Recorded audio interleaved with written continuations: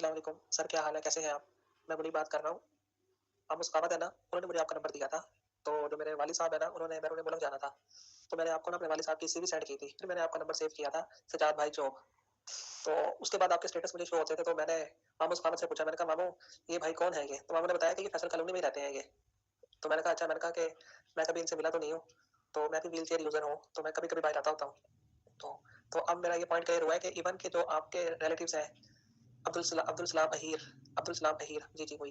तो वो मेरे दोस्त हैं, काफ़ी अच्छे, मेरी उनसे काफ़ी अच्छी गपशप है।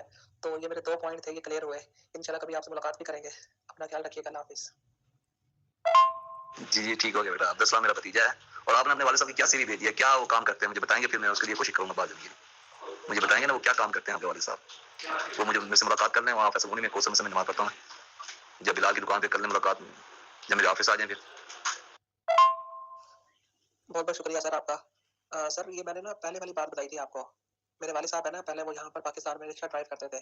उसके बाद वो 16-17 साल सऊदी अरब में लगा के आए। तो फिर उसके बाद वो पाकिस्तान आ गए। तो उसके बाद ना ज़ाहिर-सी बात है, पाकिस्तान में बहुत मुश्किल हालात हैं। तो वो कह रहे थे कि मैं दोबारा चला जाता हूँ सऊदी अरब। तो फिर हमने आपसे राब्ता किया था। तो फिर अब ज़ाहिर-सी बात है, जो भी हो यहीं पर ही फिर अब रहना पड़ेगा, क्योंकि जो वालिद साहब हैं उनकी एज काफ़ी हो गई है, काम भी नहीं बनता।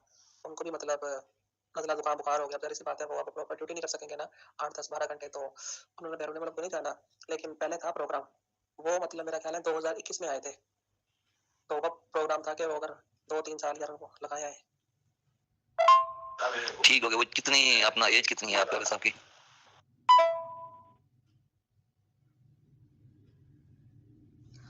मुझे एग्ज़ैक्ट तो आइडिया नहीं है कि उनकी एज कितनी होगी।